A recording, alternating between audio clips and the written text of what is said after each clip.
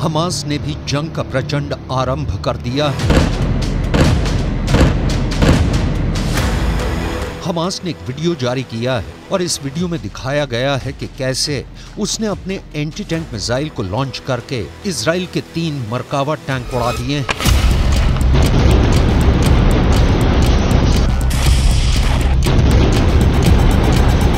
वैसे हमास के प्रवक्ता अबू उबैदा ने यह दावा किया है कि 1 नवंबर तक इजराइल की 22 बख्तरबंद गाड़ियां और 5 टैंक उड़ा दिए गए हैं।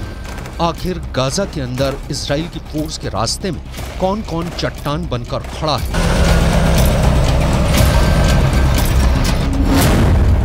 आखिर कैसे 48 घंटे के अंदर इजराइल के 10 से ज्यादा सैनिक मार दिए गए?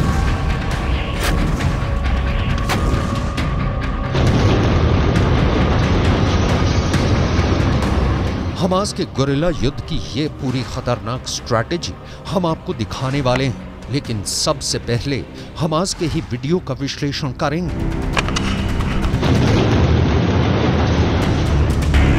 हमास का टैंक फोड़ वीडियो नंबर 1। हमास का ये लड़ाका धीरे धीरे सुरंग से बाहर निकलता है।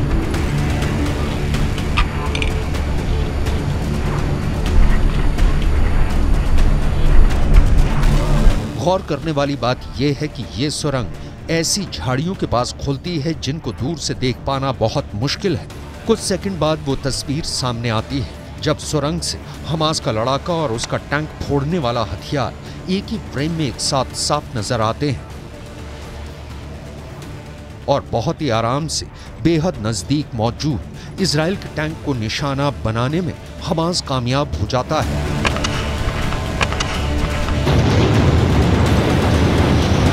एक ही एंटी टैंक वेपन के वार से इजराइल का महंगा 75 करोड़ का मरकावा टैंक जलकर राख हो जाता है।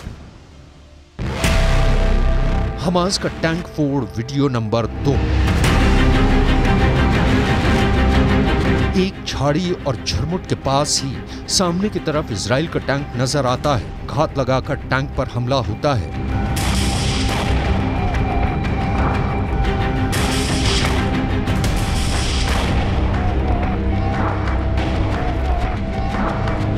और एक ही पल में इजराइल का पूरा टैंक जलकर राख हो जाता है। हमास का टैंक फोड़ वीडियो नंबर 3। इस वीडियो में भी साफ नजर आ रहा है कि इजराइल के टैंक पर निशाना लगाया गया है। अगर हमास का दावा सही है कि उसने इजराइल के 5 टैंकों को नष्ट कर दिया, तो यह घटना क्यू की उस जंग की याद दिलाती है कि पुतिन अपने टैंकों के बल पर क्यू को जीतने का ख्वाब देख रहे थे, लेकिन अमेरिका से आई एंटी टैंक मिसाइलों ने क्यू को रूस के टैंक का कब्रिस्तान बना दिया।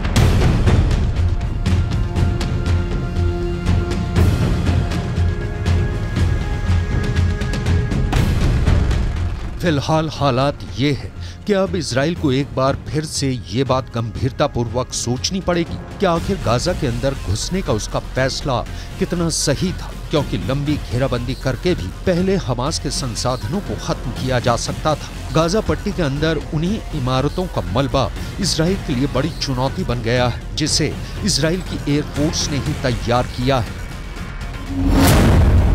गाजा के अंदर मौजूद इमारतों के मलबे से इजराइल की सेना को आगे बढ़ने में मुश्किलें सामने आ रही हैं। इजराइल की सेना बख्तरबंद गाड़ियों और टैंकों के रास्ते गाजा के अंदर आगे बढ़ रही है। एयर कवर के लिए इजराइल एयरफोर्स के ड्रोन और लड़ाकू विमान भी गाजा के आसमान में मंडरा रहे हैं, लेकिन गाजा के अंदर करीब 1,40,000 ध्वस्त इमारतों का मलबा बिखरा हुआ है और ऐसे में गाजा के अंदर टैंकों और बख्तरबंद गाड़ियों को रास्तों पर मलबे की रुकावट झेलनी पड़ रही है।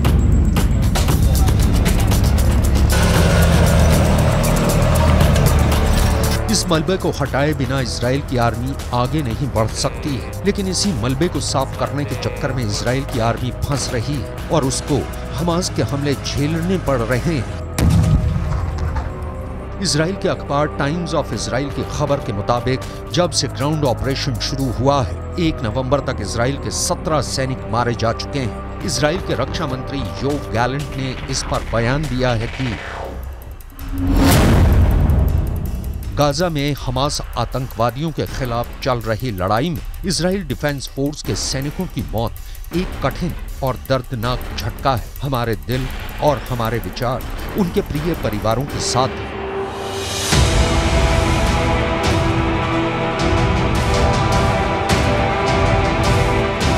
इजराइल के प्रधानमंत्री की लोकप्रियता वैसे भी इजराइल के अंदर लगातार घटती जा रही है और ऐसे में इजराइल के सैनिकों की लगातार हो रही मौतें एक ऐसे बोझ की तरह हैं जो दिन प्रतिदिन नेतन्याहू के राजनीतिक करियर का दम निकाल रही हैं। बेन्यामिन नेतन्याहू ने भी इजराइल के सैनिकों की शहादत पर बयान दिया है।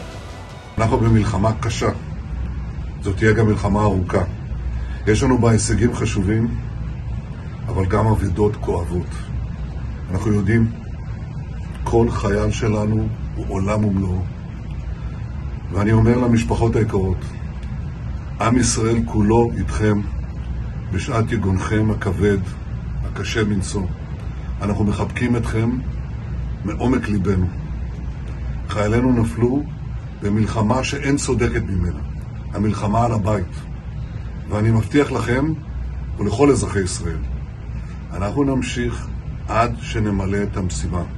אנחנו נמשיך עד לניצחון.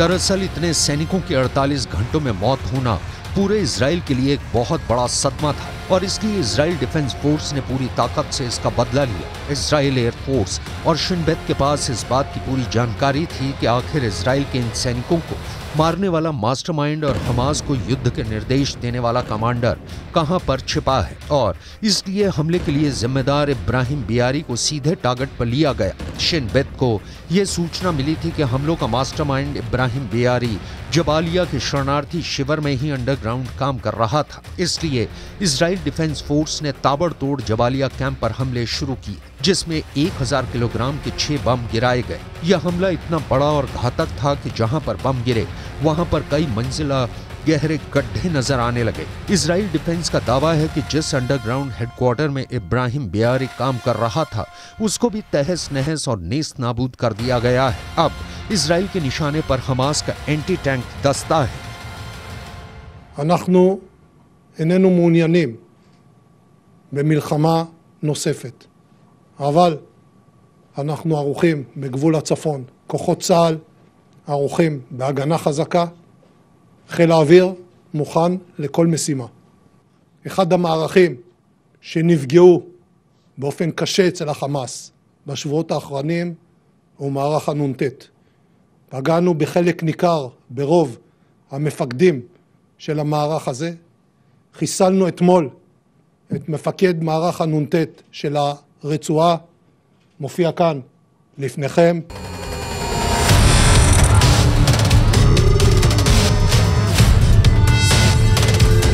जबालिया कैंप पर इजराइल ने जो पलटवार किया है उसमें भारी संख्या में आम लोग भी मारे गए हैं। फिलिस्तीन के कई अखबार ये दावा कर रहे हैं कि इजराइल के इस हमले में 200 लोग मारे गए और करीब 200 लोग मलबे में दफन हो गए। जबालिया कैंप पर हुए हमले के बाद इस्माइल हानिया ने ये बयान दिया कि जब इजराइल की आर्मी की हार हुई तो उसे भारी नुकसान हुआ और उसने उसका बदला आम लोगों से लिया। लेकिन इजराइल का ये कहना है कि अगर हमलों को गाइडेड ही शरणार्थी शिविर से किया जा रहा है तो हमास के हेडक्वार्टर पर हमला करना मजबूरी है। वहीं लेबनान के अंदर भी युद्ध का कहर देखने को मिल रहा है। लेबनान के बॉर्डर पर गांव के गांव खाली हो रहे हैं। हिजबुल्लाह और इजराइल के युद्ध के बीच अल-मशाब गांव की, इन जैसे क्रिश्चियन गांव की क्या प्लानिंग है वो हम आपको दिखाते हैं। सबसे पहले मैं आपको चर्च दिखाना चाहूँगा। आपको बता दूं कि इस पूरे इलाके में करीब 100% जो आबादी है वो क्रिश्चियन समुदाय की है और अभी आप देखेंगे जो चर्च है पूरी तरह से बंद है। और ये जो आप पूरा गाँव देखेंगे यहाँ पर हर घर में ताला है, कोई आपको यहाँ पर नज़र नहीं आएगा। बहुत ही चंद लोग हैं जो इस इलाके में आपको नज़र आएंगे।